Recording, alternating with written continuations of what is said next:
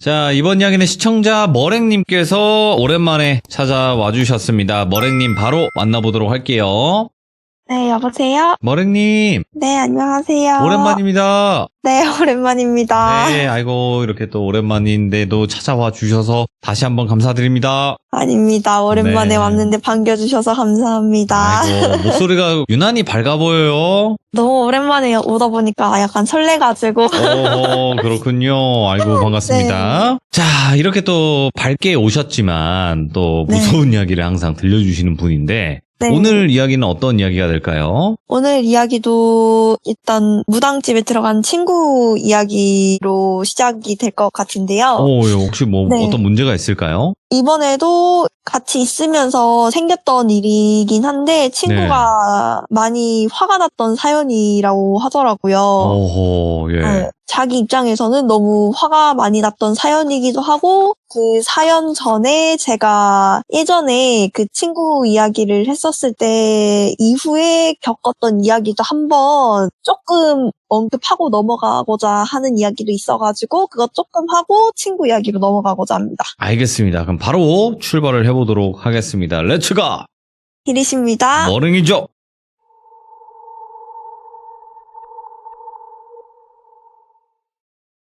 일단 이야기 시작 전에 예전에 제가 아마 스님 이야기 하기 전에 제가 일이 있어가지고 스님 절에 다녀오면서 제가 스님한테 이야기를 많이 들어서 스님 썰을 푼다고 한번 얘기한 적이 있었을 거예요.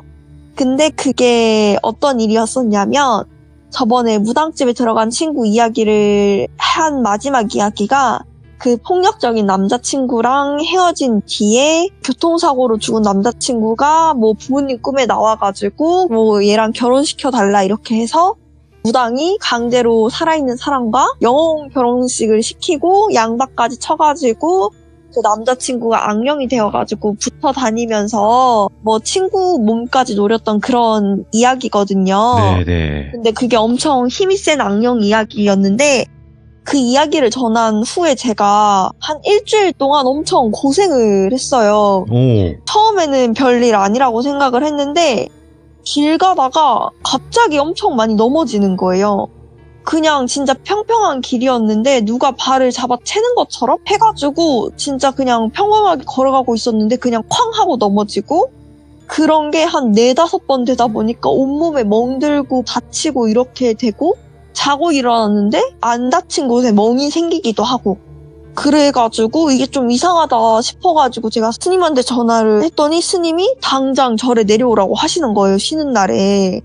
그래가지고 스님한테 제가 이런 일이 있었고 이런 얘기를 전하고 난 뒤에 이런 일이 생겼다 하니까 이게 이야기라는 게 말을 전달을 하는 것만으로도 부정을 탈 수가 있다고 하더라고요. 예. 게다가 이거는 그냥 이야기가 아니라 양밥도 깔려 있었고 악령도 힘이 되게 센 악령이었대요. 예. 그러다 보니까 그 이야기가 그 악령을 불태우고 끝난 게 아니라 잔존된 기운들 같은 게 남아 있었다는 거예요. 예. 근데 그 이야기를 저한테 전달하고 제가 그거를 또 말로써 전달을 함으로써 그 부정된 기운이 저한테 조금 붙어가지고 좀 안 좋은 귀신들이 저한테 장난을 친 것 같다고 하시더라고요. 그래가지고 절에 내려가서 일단 그 부정한 기운들을 털고 올라오면서 스님한테 여러 가지 이야기를 들었고 신기하게도 그렇게 그날 털고 나서는 단 한 번도 다치질 않았었어요. 그래가지고 이게 되게 전하는 것도 굉장히 위험한 거구나라는 거를 되게 뼈저리게 느꼈던 것이기도 하고요. 네. 그래서 이번에는 일부러 친구한테 얘기는 하지 않았어요. 친구는 일부러 무서운 얘기를 듣지도 않고 이 이야기를 듣지도 않을 거기 때문에 괜히 미안해 할까봐 얘기를 하지는 않기는 했고요. 이번 이야기는 그렇게 또 뭐 부정한 기운이 있거나 이런 이야기 쪽은 아니긴 해가지고 저한테 옮길 이야기는 아니긴 해서 전달해드리는 거예요. 네네. 이제는 친구 사연으로 넘어가겠습니다. 친구는 여전히 그 무당집에서 산으로 기도 드리고 가고 굿도 보고 간단한 퇴마의식도 보고 하면서 점점 그 생활에 익숙해지고 있었대요. 부적 쓰는 법도 조금씩 연습도 하고 명상도 하면서 이제야 마음의 평안을 얻는 중이었다고 하더라고요. 근데 그러던 어느 날 한 모녀가 찾아왔는데 그 오기 전부터 그 산 아래에서 온갖 썩은 내가 나서 이번엔 좀 큰일이다 싶었다고 하더라고요. 그래서 이미 마음의 준비를 하고 자기 그 비방들 있잖아요. 무당 선생님이 주신 염주 같은 거, 부적. 그리고 이번에는 금줄도 확인 제대로 하고 기다리고 있었대요. 똑똑 소리에 문을 열자마자 친구 눈에 제일 먼저 보인 게 그냥 까만 큰 덩어리였대요. 거의 작은 언덕같이 얼기설기 얽힌 영가들이 사람이 안 보일 정도로 엄청 둘러싸고 있었다고 하더라고요. 그 영가들 중에서는 제대로 몸을 갖춘 영가도 없고 제정신으로 보이는 영가도 없었대요. 그래서 미친 듯이 웃고 있거나 그 얽힌 와중에도 손을 뻗어서 그 휘적거리면서 바닥을 기어다니고 막 킬킬킬 웃고 막 뛰어다니고 이런 영가들밖에 없었다는 거예요. 그래서 친구는 그 모습을 보고 처음으로 구역질이 나서 바로 토를 하러 갔대요.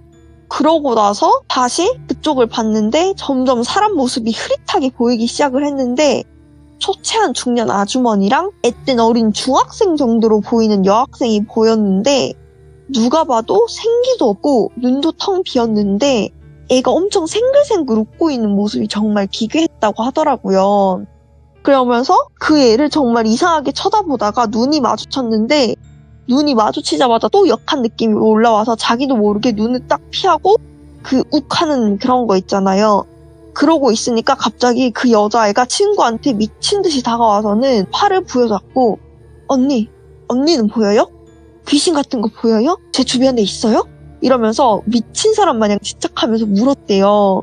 친구는 당황하기도 하고 악취도 있고 그 귀신들 때문에 시야도 잘 안 보이고 이런 것 때문에 정신이 없었대요. 근데 친구를 감싸고 있는 비방 때문에 영가들이 잠깐 물러난 상태가 돼버려가지고 그의 얼굴을 처음으로 봤는데 분명 아까는 생기가 없는 눈이었는데 갑자기 눈에서 광채라고 해야 되나? 광기가 눈에 싹 돌더래요. 그러면서 자신한테 귀신을 보냐고 물어붙이는데 이번에는 그 당황해서가 아니라 그 광기에 사로잡혀가지고 말을 제대로 못하겠더래요. 그러니까 그 애가 친구 보고 CX 보는 것 같은데 왜 말을 안 해? 이러면서 막 혼자 중얼거리더니 이런 덜 떨어진 X도 보는데 나는 왜 안 보이냐고! 이러면서 막 소리를 지르더래요. 그러면서 갑자기 바닥에 발을 쾅쾅 구르면서 발악하고 소리를 지르기 시작하더라는 거죠. 이제 그러기 시작을 하니까 제 친구는 완전 아연 칠색을 해가지고 쳐다보고 있는데 그때서야 이제 엄마로 보이는 중년 아주머니가 오셔가지고 애를 뜯어 말리더래요. 그만하라고 제발. 그러니까 애가 좀 진정을 하긴 하더래요. 근데 그 모습을 무당 선생님이 마상이 나와서 다 보고 계셨대요. 계속 지켜보고 있다가 들어오라고 하신 거예요. 친구도 자연스럽게 같이 들어갔는데 그때 몸에 붙어있던 그 악령 같은 영가들이 신당에는 다 같이 못 들어가더래요. 다 못 들어가고 다 떨어져 나갔는데 한 영가만 남아서 같이 들어가는 모습이 보였는데 그 모습이 너무 처참해가지고 친구가 엄청 놀랬다고 하더라고요. 옷은 한복같이 보였는데 색깔은 구분도 안 갔고 완전 넝마가 돼가지고 너덜너덜해져 있었고 전신에 살점이 다 떨어져 나가가지고 거의 해골처럼 뼈만 겨우 남아 있었다고 하셨고 그나마 온전한 게 손이었는데 그 손조차 한 엄지 2마디 정도만 제대로 남아 있었고 나머지는 진짜로 뼈조차도 제대로 남아있지 않은 그런 모습이셨대요. 예. 근데 같이 신당에 들어가는 걸 보니까 악령은 아니고 조상기 같은데 어찌 저렇게 참혹한 모습으로 있는지 엄청 안타까웠다고 하시더라고요. 그러면서 법당 안으로 들어가니까 그 아이 엄마는 지친 상태로 앉아 있었고 그 아이를 돌비라고 할게요. 그 돌비는 처음 봤을 때 모습처럼 해맑게 있으면서 무당 선생님한테도 자신한테 그런 것처럼 귀신이 보이냐, 언제부터 봤냐, 자기도 보고 싶다, 뭐 귀신을 보면 자기도 무당이 될 수 있냐 이러면서 미친 듯이 제잘거리고 있었다는 거예요. 약간 진짜 제정신이 아닌 것처럼 보였대요. 그러면서 아무리 평범한 사람이라도 그 정도 한 진짜 작은 언덕처럼 귀신들을 끌고 다니면은 억지로라도 아니면은 꿈에서라도 귀신을 보거나 약간 밤에라도 귀신을 보거나 이렇게 해가지고 눈이 뜨일 것 같은데 아직 귀신을 못 봤다는 게 자기는 신기하기도 했대요. 자기는 약간 좀 친구는 억지로 눈을 뜨게 된 상태잖아요. 그리고 자기는 보기도 싫은 귀신을 굳이 보고 싶다는 돌비를 이해할 수가 없기도 하고 어이가 없어가지고 쳐다보고 있었대요. 그러면서 무당 선생님은 그 제잘거리는 소리를 듣고 있다가 돌비 말을 끊어버리고 왜 그렇게 귀신을 보고 싶냐고 물으셨대요. 그러니까 돌비는 귀신 보는 게 얼마나 특별해요. 그리고 얼마나 재밌어요, 인생이. 이렇게 지루한 인생이 귀신을 보게 되면 얼마나 재밌어질 거예요. 그리고 저는 어렸을 때부터 귀신 이야기? 그리고 막 오컬트적인 거 이런 거 자기는 너무 좋아한다고. 그래서 좋아하는 걸 넘어서 이젠 자기는 그냥 귀신을 보면서 귀신이랑 함께 살아갔으면 좋겠다고. 이런 식으로 망설임 없이 대답을 했다고 하더라고요. 그 뒤에 그 대답을 듣고 무당 선생님이 돌비 엄마한테 돌비가 언제부터 귀신에 관심을 가졌냐고 물어보셨다고 하더라고요. 그러니까 이제 돌비 어머니께서 초등학교 때 자신을 아껴주시던 외할머니가 돌아가신 뒤에 요새는 그 TV든 유튜브든 미디어에서 엄청난 그런 공포를 소재로 하는 그 테마가 엄청 많이 나오잖아요. 네. 무당도 그렇고 뭐 흉가도 그렇고 영안도 그렇고 그런 종류의 테마가 하도 접할 수 있는 게 많으니까 그런 걸 엄청 많이 봤나 봐요. 네. 그러니까 자기가 아끼시던 외할머니가 돌아가셔서 자기 외할머니를 한번 보고 싶다고 생각했던 게 처음이었대요.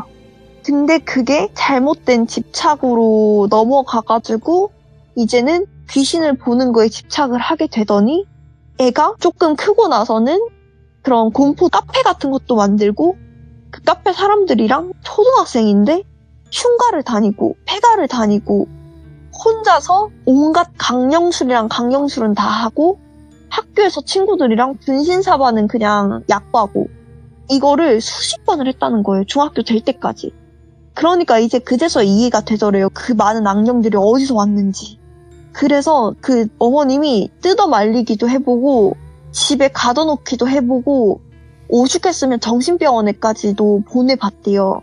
근데 정신병원에도 보내봤는데 애가 어리잖아요. 그러니까 어머니 마음이 약해지시고 애도 학교 생활을 해야 되고 배울 게 있어야 되는데 그 공포 쪽 집착만 아니면 애가 너무 정상인 거예요.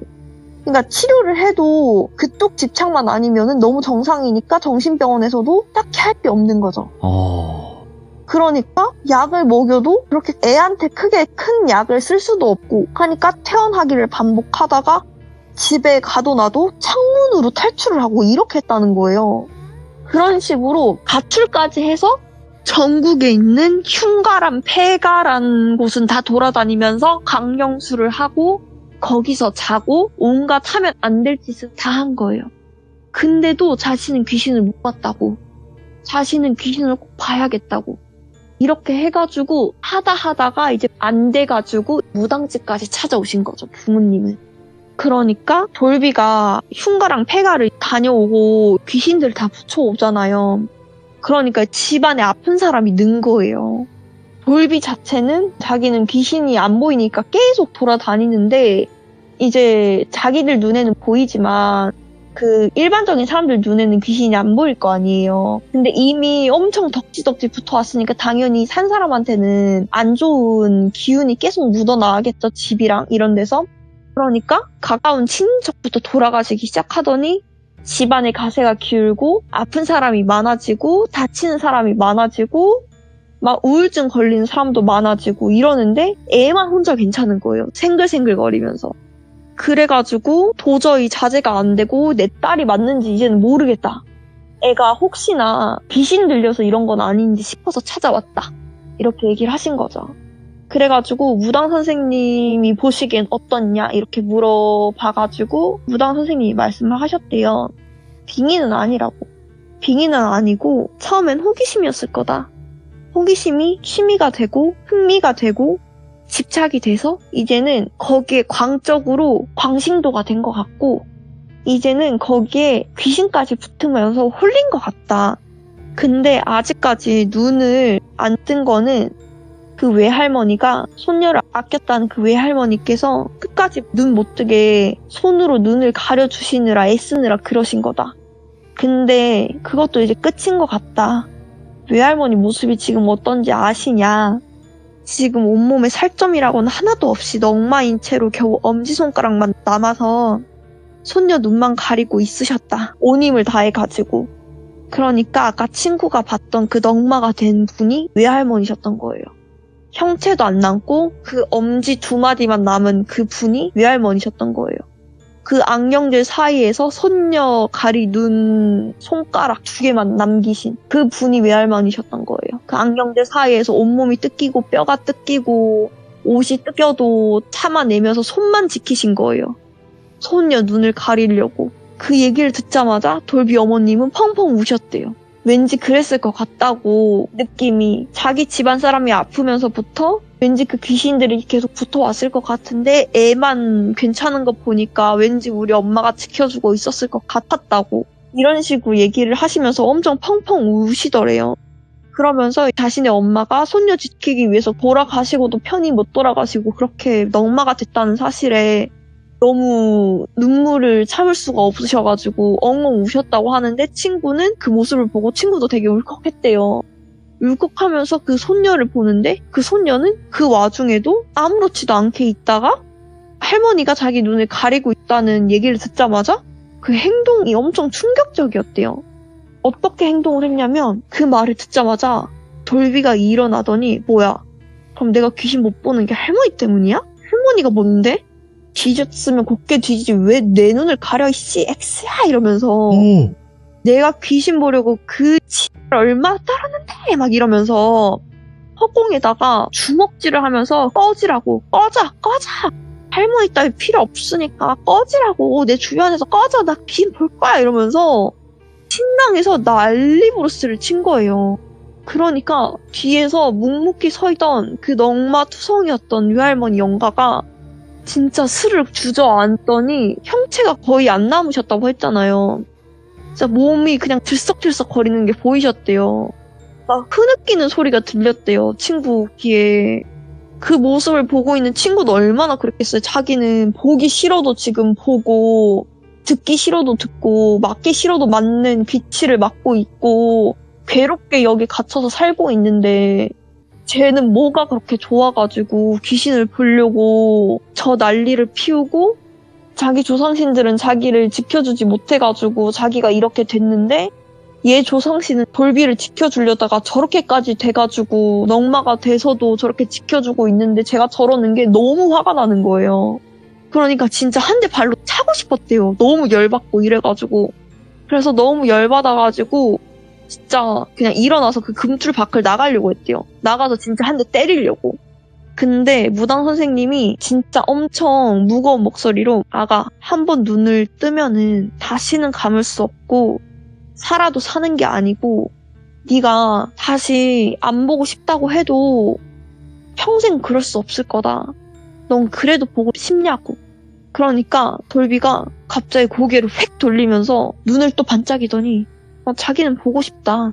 나는 죽은 할머니를 또 죽여서라도 볼 거다. 이 말에 돌비 엄마도 충격을 받아가지고 그냥 말을 잃고 제 친구도 충격을 받아서 그냥 말을 잃고 자리에 앉았대요. 그냥. 네. 와 쟤는 그냥 미쳤다. 그냥 미쳤구나. 쟤는 귀신을 그냥 보랐구나 이런 생각을 했다고 하더라고요. 무당 선생님도 그 말을 듣고서는 그냥 그 돌비를 보다가 그 뒤에 있었던 돌비 외할머니를 쳐다봤대요. 돌비 외할머니가 주저앉아서 흐느끼고 있다고 하셨었잖아요. 그러니까 마지막까지 지키고 있었던 게 돌비 외할머니니까 그 돌비 외할머니한테 약간 좀 어떻게 하시겠느냐라는 느낌으로 약간 쳐다보신 것 같았대요. 그러니까 돌비 외할머니도 이제 고개를 푹 숙이고 고개를 이렇게 저으셨대요. 약간 포기하겠다는 뜻으로. 그래서 무당 선생님이 알겠다고 하시고서는 돌비를 먼저 내보냈대요. 그리고 돌비 어머니한테 얘기를 했대요. 쟤는 이미 늦었다고. 비방을 하든 굿을 하든 뭘 하든 만약에 지금 데리고 있는 악령들은 어쨌든 흉가에서 모아온 애들이라 떨칠 수는 있을 거다. 떨칠 수는 있는데 얘는 이미 너무나 많은 부정한 짓을 부정한 곳에서 저질렀고 홀린 것도 있긴 하지만 자신의 의지가 거의 90%였다고. 이거를 다 쳐낸다고 해도 100% 쟤는 다시 가서 다시 할 애라고. 그리고 돌빈의 외할머니도 포기하셨다고. 그럼 이제 더 이상 지켜줄 사람도 없고 한 번 가면 얘는 눈이 뜨일 거라고. 네. 어떻게 하실 거냐. 내가 유일하게 도와줄 수 있는 거는 당신의 어머니 지금이라도 편하게 가시게 천도제 지내드리는 것밖에 없다. 이렇게 얘기를 하셨대요. 대신 돌비는 처음에는 눈이 띄어서 좋아할 테지만 그런 식으로 살아서 제정신으로 사는 사람 자기는 본 적이 없다. 대신 일찍 죽거나 미쳐서 평생을 살거나 아니면은 결국에는 정신병원에 박혀서 평생을 갇혀 살거나 셋 중 하나다. 네. 선택을 해라. 그냥 집에 가둬놓고 살 건지 아니면 놓고 살 건지 아니면은 진짜 포기하고 애를 죽게 내버려 둘 건지 어떻게 할 건지는 그냥 결정해라. 근데 나는 제 괘씸해서 나는 우리 집에선 쟤한테 굿 못 해주겠다. 비방도 못 해주겠고 굿도 못 해주겠고 비방 해봤자 쟤는 저 비방 다 버릴 애다. 와. 이렇게 얘기를 했대요. 그러니까 돌비 엄마는 어떻게든 도와달라고 빌었대요. 그렇죠. 자기 자식이 죽는다는데 홀려서 미치거나 죽거나 둘 중 하나라는데 근데 단호하게 아니라고 이미 늦었다고. 내가 아니더라도 어디를 가든 똑같이 말할 거라고 얘기를 했대요. 그러니까 돌비 엄마는 진짜 오열을 했대요. 예. 어쩌다 이렇게 됐는지 모르겠다고. 처음에는 분명히 내 딸은 순수하게 자기를 좋아하는 외할머니를 한번 보고 싶다는 마음이 시작한 건데 그때 말렸어야 됐다고. 그러면서 처음에는 그냥 안쓰러워서 내버려 뒀던 건데 이게 다 자기 잘못 같다면서 엄청 우셨대요, 거기서. 그러면서 결국에는 일단은 자기 불쌍한 엄마 천도제를 좀 지내달라고 얘기를 하셨대요. 그래서 천도제를 부탁하고 돌비를 데리고 돌아갔다고 하시더라고요. 그러면서 그 외할머니는 돌비를 안 따라갔다고 하시더라고요. 그러면서 그때서야 돌비 외할머니랑 얘기를 좀 나눌 수 있는 시간이 좀 생긴 거예요. 그러면서 그 돌비 외할머니가 그때서 입을 여시는 거예요. 자기가 잘못한 거라고. 자기가 늙어서 애를 너무 예뻐만 하느라 애가 자기한테 이렇게까지 좋아하게 될지 모르고 애가 자기를 이렇게 좋아해서 내가 죽어서까지 보고 싶어 할지 모르고 너무 잘해줬다고. 애가 나한테 집착이 생겨서 귀신한테까지 집착이 옮겨가고 이런 식으로 바뀌었다고. 이게 다 내 잘못이라고. 자기 천도제 안 지내줘도 괜찮으니까 우리 손녀만 어떻게 해줄 수 없겠냐 이런 식으로 부탁을 하셨더라고요. 근데 무당 선생님이 할머니도 아시지 않느냐, 이미 늦었다. 이미 손녀 계속 옆에서 보시지 않으셨냐, 이미 늦었다. 이러니까 고개를 또 푹 떨구시더래요. 아셨던 거예요. 부탁을 하시면서도 이미 늦었다는 걸 알고 계셨대요. 알고 계셔가지고 자기 잘못이라고, 자기는 천도제 받을 자격도 없다고 이런 식으로 얘기를 하셨대요. 그러면서 아니라고, 할머니는 하실 만큼 다 하셨다고. 이미 지금 있으시면서 살점이 뜯기는 고통과 그 악령들에서 손녀 보호하신다고 얼마나 많은 고생하셨냐. 야, 예. 지금까지 손녀가 무사할 수 있었던 거는 다 할머니 덕이다. 이 이후의 일은 온전히 그 손녀 본인이 감당해야 될 몫이다. 이제라도 그냥 편히 가셔라. 지금 넉마된 옷 제가 그냥 좋은 예쁜 한복 하나 지어서 올려 보내드릴 테니까 그거 입고 예쁘게 올라가셔라. 이렇게 하고 그냥 당나무에다가 그냥 작게 상 차려가지고 그냥 그건 공짜로 해주셨대요. 작게 상 차려가지고 한복 태우고 기도문 하고 올려 보내셨대요. 근데 끝까지 올라가시면서 할머니 울면서 올라가셨다고 하시더라고요. 그러면서 친구는 저한테 얘기하면서도 엄청 화난 목소리더라고요. 왜냐면 자기는 너무 끔찍했대요, 돌비 자체가. 왜냐면 진짜 자기 눈을 내어주고 싶었더래요, 자기 몸을. 자기 몸이랑 걔 몸이랑 바꿔주고 싶었대요. 자기는 진짜로 이렇게 보기 싫어서 힘들게 살아가고 있는데 이렇게 살아가고 있는 반면 보고 싶어서 미쳐가지고 저렇게 날뛰는 애가 있는데 왜 자기는 보기 싫어가지고 이렇게 살아가고 있는데 왜 나는 이렇게 보고 있고 보고 싶다는 애한테는 저렇게 지켜주는 사람이 있어가지고 끝까지 지켜주다가 저렇게 떠나는 사람이 있냐 이런 식으로 해가지고 겨우겨우 명상을 하면서 멘탈을 잡고 있었는데 멘탈이 한번 무너졌다고 하더라고요. 그래서 이때까지 명상하고 마음 공부하고 이런 게 한번 무너져가지고 좀 회복하는데 다시 시간이 걸릴 것 같다고 얘기를 하더라고요. 그것 때문에 다시 처음부터 기도 제대로 하라고 혼났다고 하더라고요, 무당 선생님한테. 진짜 이게 참 사람이 상대적이긴 한 거지만. 네. 자기 입장에서 얼마나 그렇겠어요. 그래서 그 뒤로 돌비가 어떻게 됐는지는 모르신대요. 다른 무당집을 찾아갔는지 어떻게 됐는지 모르겠지만 결과론적으로는 무당 선생님 말씀으로는 눈을 떴을 거고 지금 한창 미친 듯이 좋아서 돌아다닐 때라고 아마 돌아다니면서 빙의에 걸려서 미치거나 미쳐서 집을 나가서 돌아다니다가 사고를 당해서 사고사로 죽거나 아니면은 그냥 진짜 미친 새로 여기저기 몸 빼앗기면서 살면서 여기저기 돌아다니면서 그냥 평생 그렇게 살다가 죽거나 아니면은 정신병원에서 죽거나 그냥 셋 중 하나라고 하더라고요. 근데 말로가 좋은 말로가 없네요, 이게. 네, 그렇죠. 왜냐면 안 할 짓을 너무 많이 했대요, 못할 짓을. 네.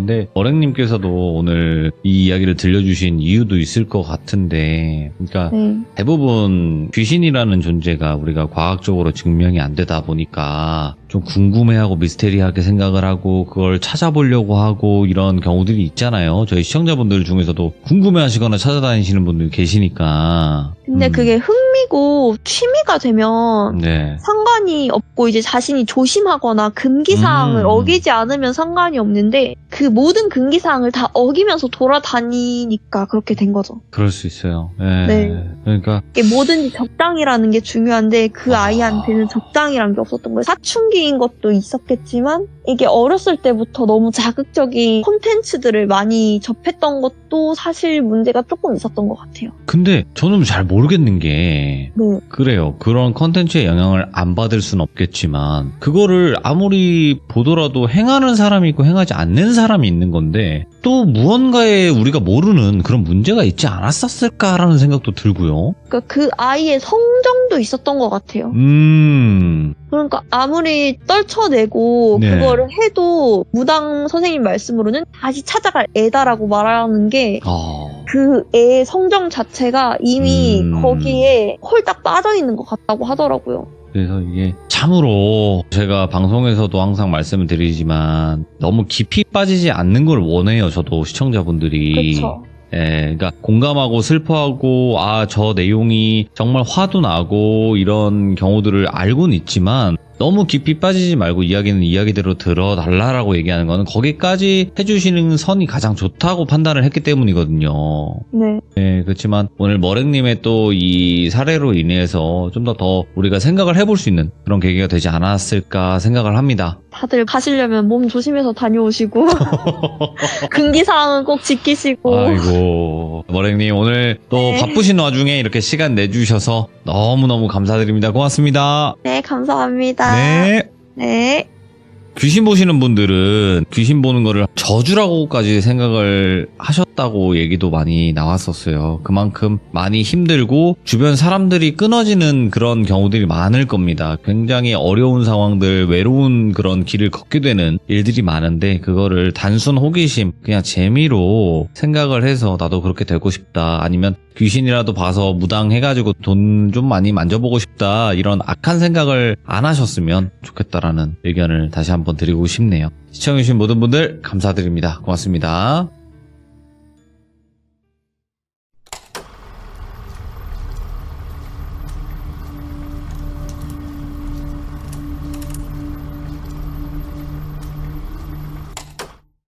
자, 이번 이야기는 오랜만에 시들무에 찾아와 주신 머랭님께서 찾아오셨습니다. 자, 그러면 오늘 머랭님이 해주실 이야기는 아마도 스님 이야기가 될 것 같은데 바로 만나보도록 할게요. 여보세요? 아이고, 이게 누굽니까? 네, 안녕하세요. 목소리만 들어도 이게 기분이가 좋아지네요. 오늘 머랭님께서 이렇게 찾아와 주셨는데 오늘 네. 해주실 이야기 머랭님께서 자주 들려주셨던 스님 이야기. 네, 맞습니다. 네, 오늘도 스님 이야기가 될 것 같은데 자, 그러면 도대체 어떤 이야기로 찾아와 주셨는지 바로 출발을 해보도록 하겠습니다. 렛츠고! 기르십니다. 머랭이죠?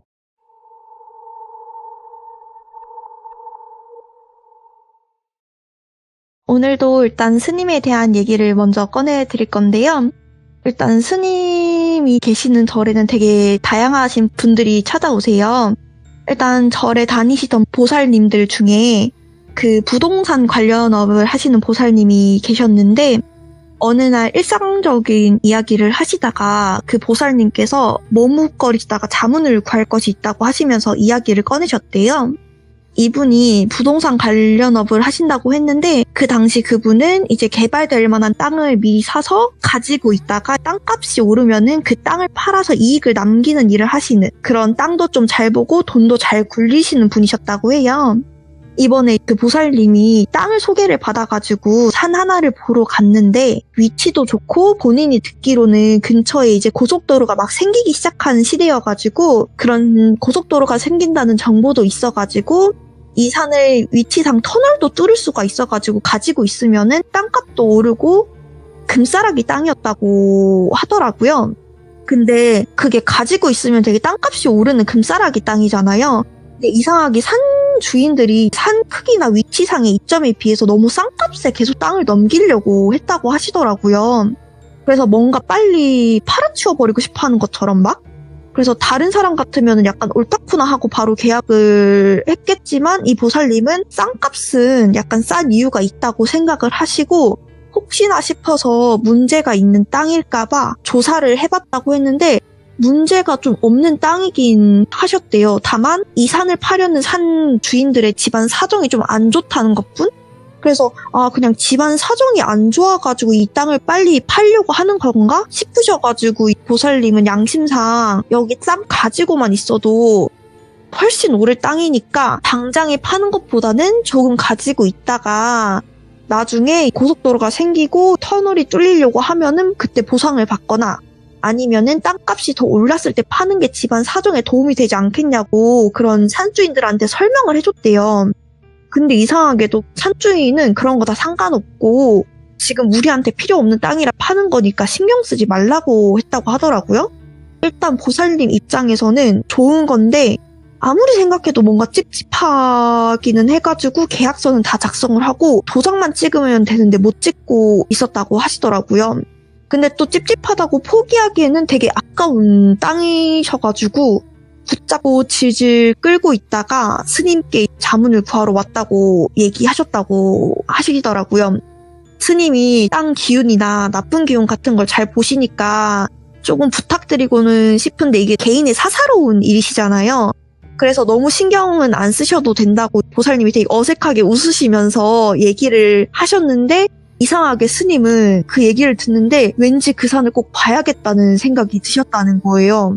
뭔가 정확하게 뭘 보거나 느끼거나 그러진 않았지만 그냥 꼭 가봐야 될 것 같은 그런 느낌. 그게 강력하게 느껴지셔가지고 보살님이랑 거기가 이제 사유지다 보니까 산 주인이랑 약속을 잡고서 산을 보러 가시게 됐는데 산 입구에 도착하자마자 생각보다 산이 엄청 크시더래요. 또 코를 찌르는 썩은 내가 좀 느껴졌다고 하시더라고요. 그래서 엄청 인상을 좀 찌푸릴 정도로 썩은 내가 나셨는데 같이 온 보살님이나 산주인은 전혀 그 썩은 내를 못 맡았다고 하시더라고요. 그러고 나서 산주인을 보는데 그 산주인한테서도 그 산에서 나는 썩은 내랑 함께 약간 저주 같기도 하고 원한 같기도 한 게 몸에 덕지덕지 붙어있는 게 눈에 보이셨다고 하더라고요. 스님께서는 이제 일부러 그런 건 아닌데 냄새가 나니까 인상을 약간 찌푸리시고 산주인한테 혹시 이 산 무슨 산이냐고 물으셨는데 산주인이 엄청 퉁명스럽게 그런 거는 왜 묻냐고 스님이 살 것도 아니면서 막 이렇게 대답했다고 하시더라고요. 그것도 그렇게 산주인 입장에서는 계속 그 보살님이 계약을 할 듯 말 듯 질질 끌다가 이번에는 온다고 해가지고 또 계약을 하러 오는가 싶더니 상관도 없는 스님이랑 같이 와서는 뜬금없이 스님이 자기 보면서 인상 찌푸리면서 이 산 무슨 산이냐고 묻는데 당연히 기분이 좋을 리가 없잖아요. 그래가지고 이제 스님이 그러면은 이 산 내가 살 테니까 말해보라고, 원래 무슨 산이었냐고 이러니까 갑자기 산주인이 얼굴이 엄청 밝아지시더래요. 그래서 원래는 우리 집안의 선산이었다. 원래 선산은 잘 안 팔잖아요. 자기 집안의 산인데. 근데 웬만하면 그죠? 네, 진짜 웬만하면 정말 안 파는데 이게 선산으로 안 쓰게 되면서 팔게 됐다라면서 그냥 대답을 하시더래요. 그래서 스님은 이상하잖아요. 아무리 들어도. 게다가 냄새도 나고 이러니까 이제 산을 사려면은 나도 산을 조금 둘러봐야 하니까 좀 봐야겠다고 하면서 그 썩은 내를 따라서 산을 무작정 오르기 시작하셨대요. 두 분이 말릴 틈새도 없이. 게다가 이제 워낙에 큰 산에다가 이미 나 있는 산길로 가는 게 아니라 그 썩은 내랑 약간 원한이 느껴지는 곳을 따라서 올라가다 보니까 험한 곳으로 갈 수밖에 없었고, 뒤에는 보살님이랑 산주인까지 데리고 올라가다 보니까 조금 되게 늦게 올라가게 되시더래요. 그리고 스님은 약간 원래 조금 체력이 좋기는 하시는데 그 두 분은 엄청 헉헉대면서 겨우겨우 따라오시고 계시는데 한 2시간 정도를 그냥 나무를 헤치면서 올라가셨다고 하시더라고요. 진짜 큰 산이었대요. 선산 중에서도. 그러면서 엄청 헤치면서 올라가다가 큰 나무 하나를 헤치고 딱 나오니까 작은 공터가 하나가 나왔다고 하시더라고요. 근데 그 작은 공터에 굉장히 오래전에 집터로 쓰였던 곳으로 보이는 장소가 나왔는데 그 주변으로 풀이나 나무가 까맣게 죽은 듯이 하나도 안 나 있었고 땅도 다 말라 비틀어져 있었다고 하셨고, 이제 그 집터로 보였던 곳 역시 오래전에 약간 불탔던 흔적으로 그 새카맣게 이렇게 네모나게 이렇게 보이셨다고 하더라고요. 근데 그곳에 가자마자 완전 썩은 내 근원인 걸 아셨대요. 거기서 완전 썩은 내가 확 났고 이제 그 저주랑 원한의 근원지가 여기구나 하셨던 게 그 집터 한가운데에 새까맣게 탄 4명의 영가가 보이셨대요. 예. 그 새까맣게 탄 4명의 영가가 그 크기로 보아하니 제대로 된 얼굴도 안 보이시는데 그 어른 둘의 애기 둘 영가 같았는데 가족의 영가 같았고 눈에서는 피눈물이 엄청 많이 흐르고 있었다고 하더라고요. 그러면서 그 영가들의 눈이 제대로 보이진 않았지만 같이 올라온 산주인을 엄청나게 노려보고 있었다고 하더라고요. 그러면서 이제 그 산주인을 보면서 스님이 물어봤대요. 여기 혹시 누가 살았던 곳이냐고. 근데 오히려 그 산주인이 스님한테 이런 곳은 대체 어떻게 찾은 거냐고, 길도 없었는데 대체 어떻게 이렇게 이곳을 찾아서 올라왔냐면서 엄청 헉헉대면서 얘기를 했다는 거예요. 그래서 스님이 보아하니까 여기가 지금 올라온 산주인은 진짜 이곳에 대해서 하나도 모르고 있는 게 맞더래요. 거짓말하는 게 아니라. 그러니까 이 산주인은 그냥 한 30, 40대로 보이는 조금 산주인 치고는 되게 어린 편에 속해가지고 이 사람은 조금 모를 수 있겠다 싶어서 혹시 집안에 제일 큰 어르신이 누구냐, 예. 혹시 살아 계시냐 이렇게 물어봤는데 또 거기서 이제 경계 모드가 들어간 거죠. 그런 건 또 왜 물어보시냐고. 그러니까 스님이 봤었을 때 이 문제는 약간 집안 대대로 내려오는 문제 같은데 그냥 집안의 큰 어르신한테 얘기를 할 테니까 말해라 이런 식으로 얘기했는데 내가 당신이 누군지 알고 그런 걸 말하냐, 말 못한다 이런 식으로 얘기를 하는 거예요. 그러면 너는 이 산에 대해서 제대로 알고 있는 게 있냐 이렇게 하니까 아니 나는 모른다, 그냥 이 산은 우리가 집안 사정으로 계속 팔려고 했던 땅이다, 그래서 이 산에 대한 거는 그냥 우리가 더 이상 선산으로 안 쓰는 땅이어가지고 이제 팔려고 내놓은 것밖에 없다 이렇게 얘기를 하셨대요. 더 이상 그 사람이 되게 진짜 고집불통이어가지고 그냥 얘기를 하셨대요. 너네 집안에 지금 저주가 쓰였다. 너네 집안에 네가 알고 있는 조상 중에서 곱게 죽은 사람 없지 않냐. 그리고 너네 집에 이 산 선산으로 제대로 안 쓰여진 이유가 너네 집이 선산이라는 게 조상들이 돌아가시면은 무덤을 짓는 게 선산이잖아요.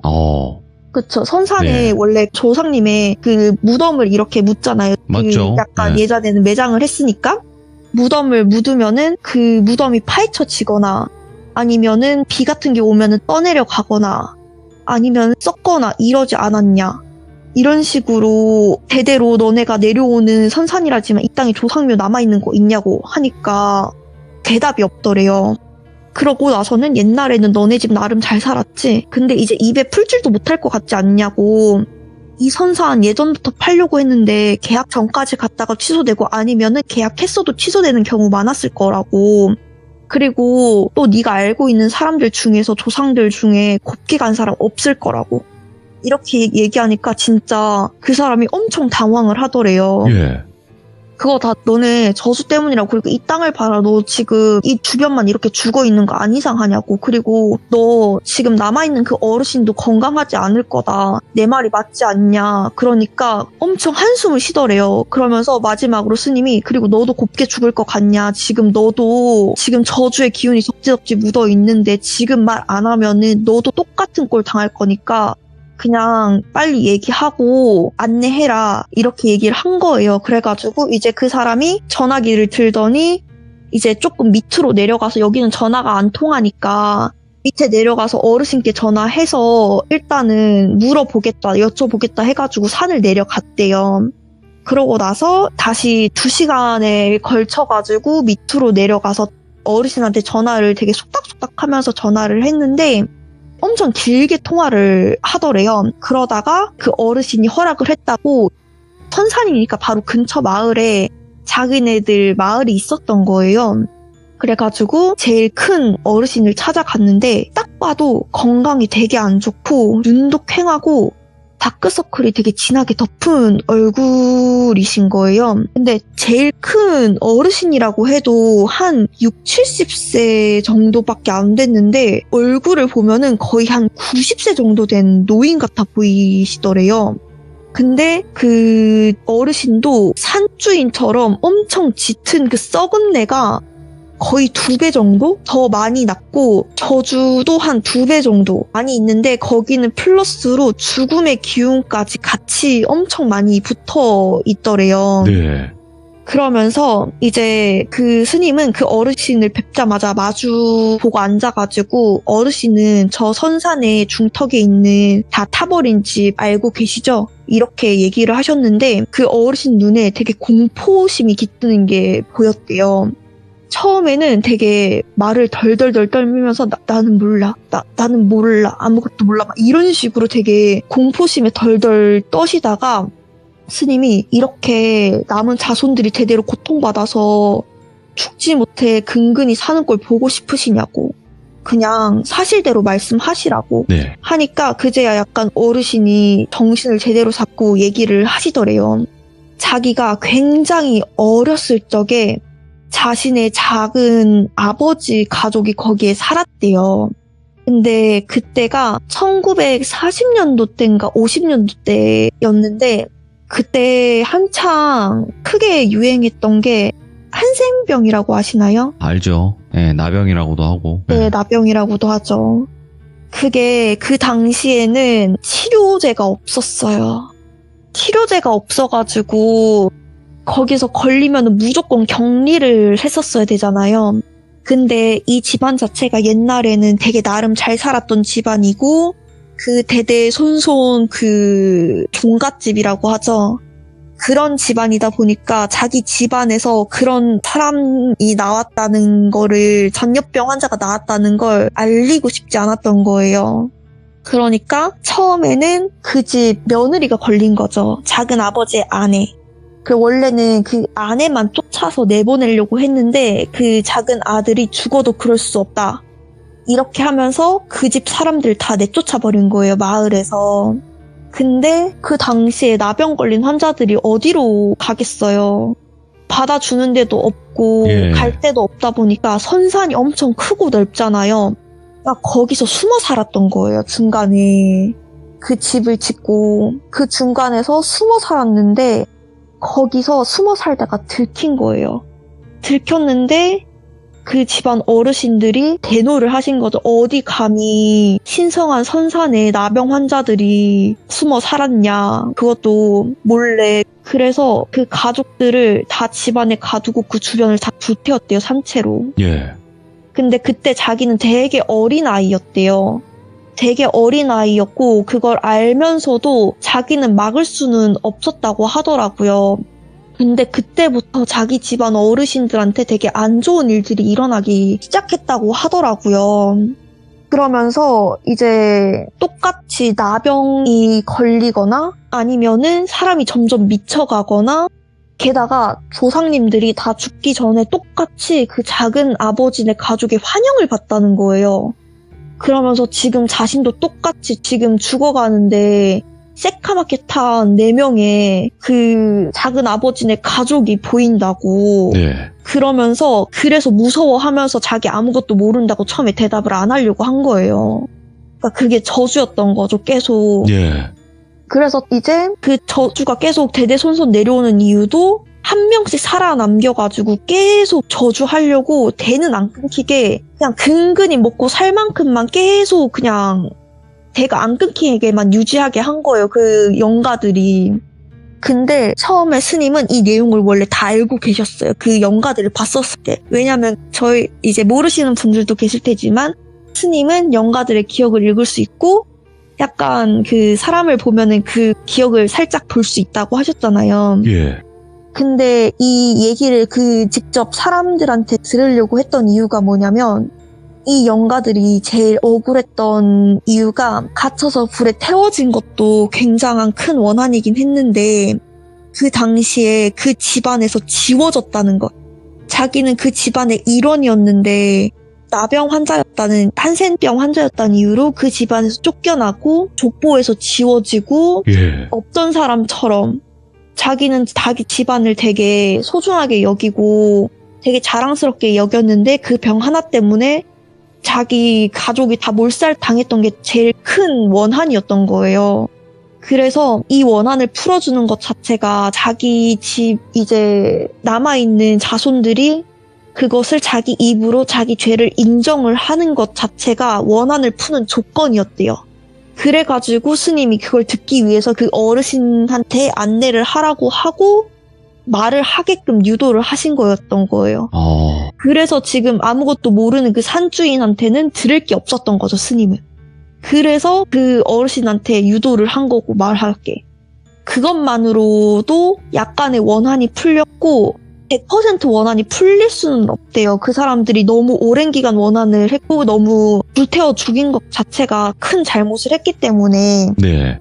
그래서 일단은 진실을 인정을 하고 잘못을 뉘우치긴 했는데 이미 진짜 잘못한 사람들은 다 돌아가셨잖아요. 그래서 지금 할 수 있는 거는 이제 그 사람들을 다시 가족으로 인정하고 죽을 때까지 제사를 지내라고. 지금부터라도. 야. 대대손손 이 사람들을 가족으로 인정하고 꼭 제사 지내라고. 그러면은 이제 저주가 더 이상 몸을 갉아먹지 않을 거고 이제 집안이 가세가 기울거나 몸이 아프거나 미치거나 이런 증상이 없을 거고 저 선산에 무덤을 만들거나 해도 뭐 나무가 썩거나 무덤이 뭐 떠내려 간다거나 이런 거 절대 없을 거라고. 야. 대신에 그 영가들은 그 산을 떠나진 않으실 거라고.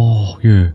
그렇게 얘기하고 그 산 이야기는 끝났습니다. 그리고 그 부동산 업자분은 네. 그 산은 사지 않는 걸로 잘 마무리가 됐습니다. 그러니까 이게 귀신이라는 존재가 그냥 떠도는 귀신들이 아니라 어딘가에 털을 잡고 그 원한이 가득한 그 존재가 됐을 때가 조금 우리가 말하는 흔히 무서운 그런 쪽이 되는 거잖아요. 네, 원한령이 돼가지고 그러니까 그 산에는 어떤 걸 못하는 거죠. 네. 네. 그러니까 말 그대로 그들의 집이니까. 네, 그래서 처음에는 거기에 원래 뭐 공사 예정도 있었다니까 그래서 그 산을 못 팔게끔 계속 그 기대 심리를 계속 줘서 그걸 못 팔게끔 가지고 있게끔 약간 홀리게끔 만들었다고 하더라고요. 영가들이. 네. 근데 결국에는 그 산은 안 팔리고 그쪽으로 뭐 도로도 안 나는 그냥 헛소문이었다고 하더라고요. 오늘 머랭님께서 오랜만에 이렇게 찾아와 주셔서 또 섬뜩한 이야기를 전달을 해주셨습니다. 그리고 머랭님이 안 본 사이에 말씀을 훨씬 잘해 주셨는데. 그래요? 저 너무 오랜만에 해가지고 근데, 너무 떨려서. 근데 머랭님 사실상 머랭님도 짬밥이 좀 되시잖아요, 시들모. 근데 진짜 너무 오랜만이어서 저는 사실 오늘 말실수 되게 많이 했다 이 생각을 너무 많이 해가지고 아니에요. 듣는 분들이 불편하진 않으셨을까 네. 걱정 많이 했는데. 머랭님은 진화형입니다. 아유 감사합니다. 계속 아직 진화하시네요. 부족합니다. 너무너무 감사드리고 다음번에 또 언제든지 편하실 때 부담 네. 가지지 마시고 와주시면 고맙겠습니다. 감사합니다. 네. 자, 머랭님께서는 굉장히 여러 가지 이야기들을 많이 들려주셨어요. 직업이 간호사시기도 하니까 간호사 직업괴담도 들려주셨고 또 아시는 스님 이야기도 들려주셨고 굉장히 여러 가지 이야기들을 많이 들려주신 분이거든요. 그래서 돌비 머랭이라고 검색하시고 첫 번째 이야기부터 쭉 한번 들어보시는 걸 추천드립니다. 네, 아직 안 들어보신 분들 분명히 계실 거라 생각하고 꼭 들어보시길 바라겠습니다. 감사합니다.